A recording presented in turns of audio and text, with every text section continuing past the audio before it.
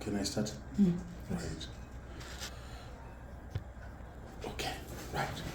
So we have, is it straight? Okay. So we are going to look into indigenous wise sayings under our under our heritage studies. So we are going to look into identify the types of indigenous wise saying. We have to explain the significance of those two. That's what we are supposed to look into today.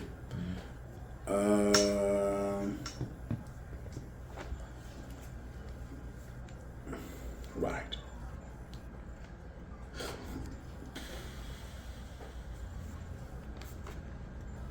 Right.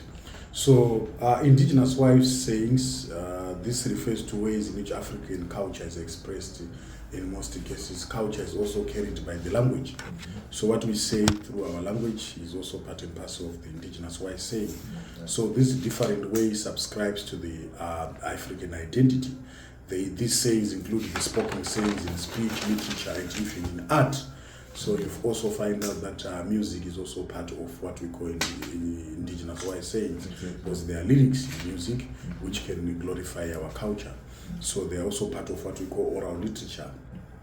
So oral literature is unwritten or non-written literature. It's like this is the literature that we share through the word of mouth, is expressed in folktales, proverbs, idioms, riddles, songs, and totemic poetry. So there are types of indigenous wise sayings. Number one, we have the proverbs. The proverbs, those that not tsumo in Shona. They are condensed but memorable sayings embodying some important facts of experience that is taken as true by many people. And elders are the custodians of the culture and usually use the proverbs in their speech. So these proverbs play a very important role in the African culture. When you talk of proverbs, no tsumo. I also teach Shona. So ndakatoona tichikompare tsumo nemadimikira nechichi, tsumo dziri very rich, even richer than information yatinowana kunana student companion nana. Tsumo dziri rich. We have what? There are a couple of tsumo here. Kupedza nyota kuenda patsime ndizo. And to quench the thirst is to go to the pool. If one needs help, one should go to an expert or an eyewitness. You know, sometimes if you need help, you have to go to the source of the help. Usachikire kure. So anyani aona zikanga like dzichewa, and the baboons see one another's behind. Those who laugh at other people's mistake make the same mistakes. You know, there are also some proverbs in the Tosa, in the Chewa, and the Piti atakwiranjiwa. The small bird married the dove. Achieving something great requires much what? Requires much effort, right? So why are the proverbs important? They address contemporary social ills, for example, youth indiscipline. So tsumo futi basaradzo in most cases nderekuraira. So they encourage obedience to mothers, because mothers are so important even in our socialization according to our syllabus. For example, the Shona proverbs, mai musua usingasewe muto, like mother is a museo not to be dipped in soup, which entails that the elderly is sacred and require all the respect due. So tsumo dzinoita checks on our behaviors, like when we even say charachimwa chitskwani inda, right? It is trying to say individualism is no gain, you know, like so they add value to indigenous languages, and language is a very important aspect of culture which gives an identity to people, and the proverbs enrich the language. So proverbs are used as an indirect means of saying something without the risk involved in stating it. Like sometimes akanakira kuti tsumo unogona kutsiura munhu, because vamwe vanhu anozoti pakutsiura munhu unofanira kungochitoziva kuti unotsiura munhu sei. Kuna umwe munhu kuti ukamutsiura zviri direct anogona kungoona umusaiza uchi. So unomutsiura zviri tactical zvokuti iye azogara ega apa kega azoti alright ndozokutaura munhu ukamupinda hard zvangofanira ukadaita unga uda kundirowa direct ndokuudza kuti hayo hauna chaunoziva, but ukandiudza zviri indirect ndobva ndatoona kuti aya munhu but ane point, uri kuona something like that. Ndo zvakanakira tsumo, because hazishandisi language iri common, dzinoshandisa language iri deeper. So they give weight to a statement, like Proverbs have authority of tradition, and at times they start with the formula phrases like vakuru vakati chara chimwe hachitswanyinda. So statement rekuti vakuru vakati rinobva raisa mutsindo patsumo yacho. So this is done to quote from tradition. Among the Shona, age is related with wisdom and request. This is because the elders would have been exposed to the realities in life, and it is this experience that is valued by people, although it is not wholly true. You know, 75 years ago, and need such a chance. In most cases, to answer the Akura and Fungai, but you know, 60 years, I know. But in most cases, Munganakura, unexperienced life. So you are at 30 years, you can seek guidance from that person. Because Akatumborama 30 years, life.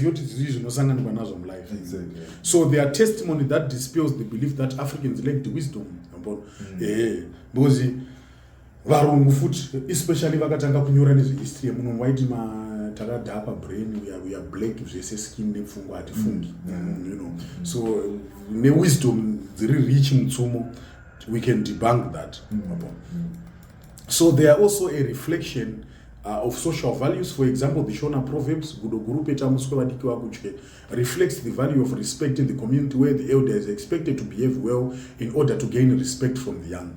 So you kana uri munhu mukuru ukaitonga uri mwana mudiki unoshaya respect, ndo paruzopa pfutsumo yekuti chi kudogurupe tamuswe kuti so pane morality inodzidziswa netsumo kuti uzvirespectewo. Number one, pane panonzanzi mukadzi wemumwe ndimbuya, zvinokurudzira kuti uwe loya mukadzi wako, haufaniri kuzoda nemukadzi wemukoma wako kana chii. So unofanira kumuona sambuya, something like that. So during court sessions, the use of proverbs enables the avoidance of lengthy account during a hearing.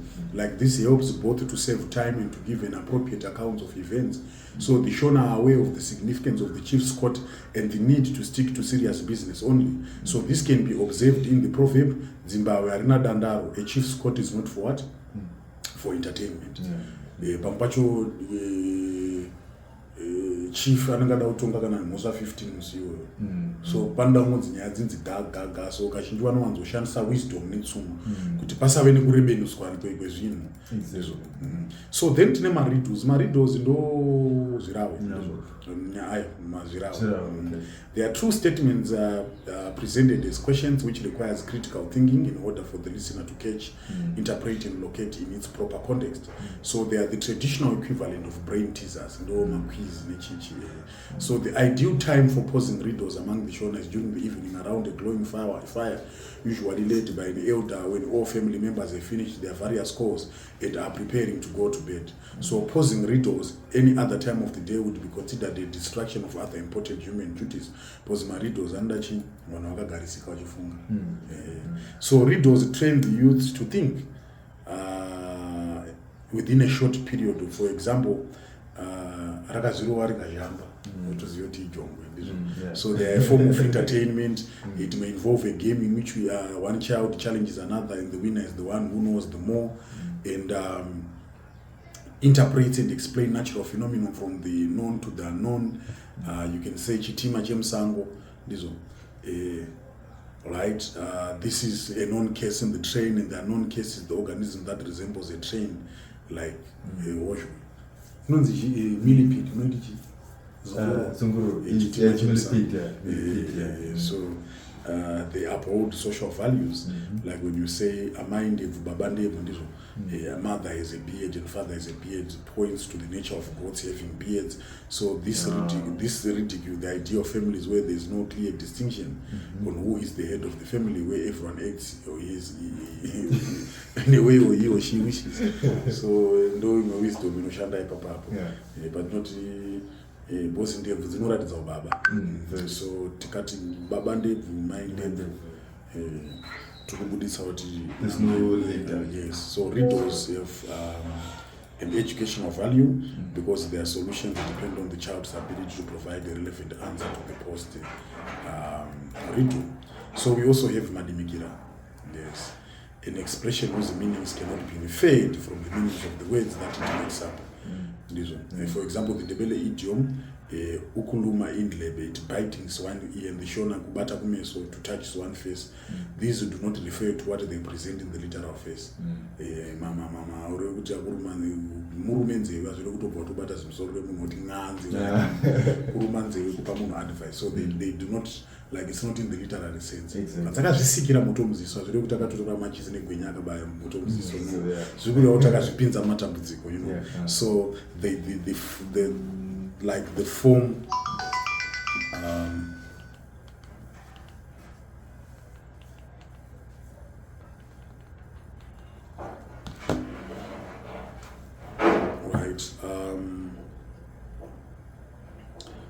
the former means cautioning and the latter means deceiving, so they are tied to cultural knowledge.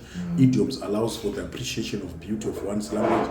They add spice to speech. Idioms are a reflection of cultural values, customs, practices, rituals, and traditions. An idiom is a short way of expressing a more complicated ideas. For example, tikati chipo anogarira, it refers to the lessness of chipo, so they bring a clear mental picture to the mind. So we also have similes or fananizo, like they are figures of speech involving comparison of one thing to another with another thing of a different kind to make a description vivid. So similes use connecting words such as like and as then, right? Kana kuri ku English, kana kuri kushona kuti ane chinhu chinenge chehamba, ndizvo. Ane chinhu chinenge chehamba, hamba itsikamba. Ane ushingi say. So when you use say, it's comparing. That's simile in English literature, then fananizo in Shona. So to know my metaphors ndo enzaniso. Like life is like a highway. You compare two different things, but those you say on the same page. Life, you don't go life, highway, you know. For example, if I were to say he has a heart of a lion, that's an example of a metaphor. So a metaphor is a phrase that is used to make a comparison between two things that are not alike. For example, he is a lion, right? So metaphors, unlike similes, do not use connecting words. When I say my day is shumba, so the metaphor emphasizes that my day is brave. So chinosiyandisa metaphor ne simile, it is because simile inoshandisa like kana yes.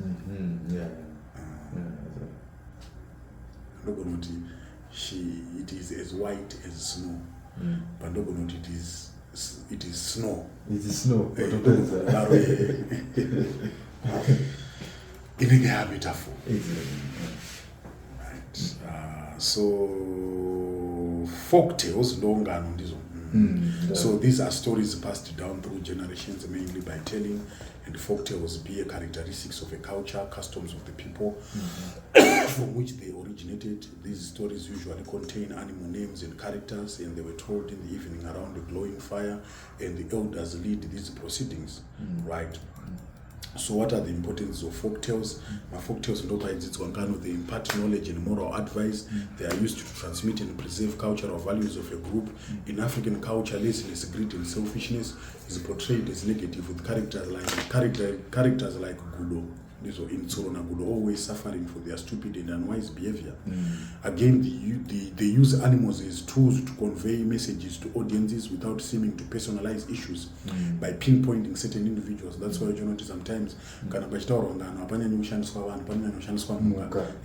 so the animals are used to highlight attitudes and behaviors of people in a way which poses fun at the awkward action and stiff. And it's activities and zinas. So sometimes kutsiura munhu anokara unogona kuti wanda mushandisa nguruwe ndizvo kuti papa neimwe nguruwe, so nguruwe iya yese kare zako kwakune nguruwe urikona zvandikutaura munogona kutotsiura munhu nenzira iyoyo. So they are important in developing listening skills, because in Buddhism they say when you talk you are repeating what you know, but when you listen you are learning something new.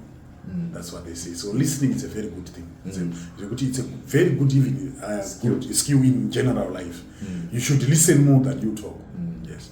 So they are motivational and promote a sense of well-being. In some stories, small animals beat the odds and overcome bigger ones.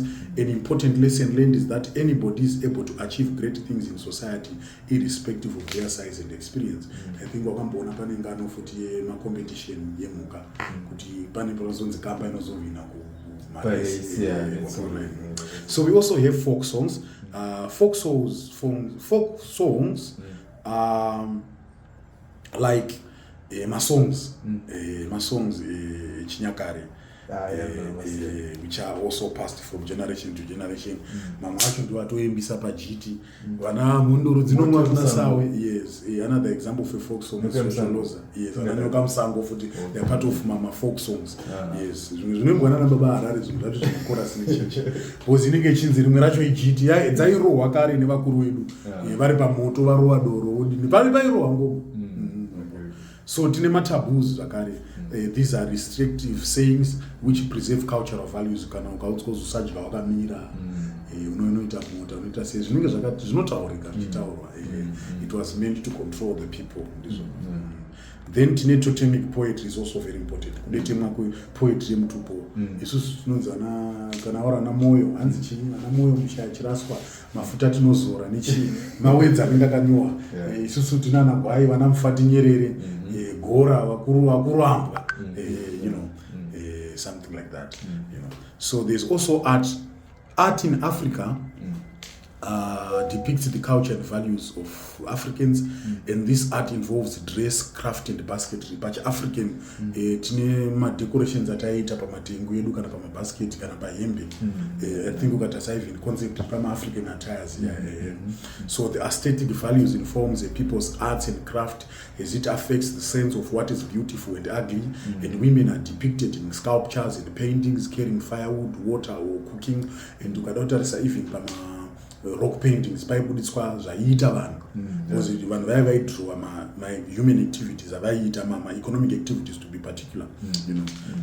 So the art is also done based on gender roles kuti panodepictwa that art pari kubva pabuditswa kuti mabasa aitwa nevakadzi ndaya mabasa aitwa nevarume ndaya ndizvo even hari chaidzo dzaitodecoratwa, something like that. So most of the stuff is general but vanhu tapindwa nechirungu zvekuti taakukanganwa.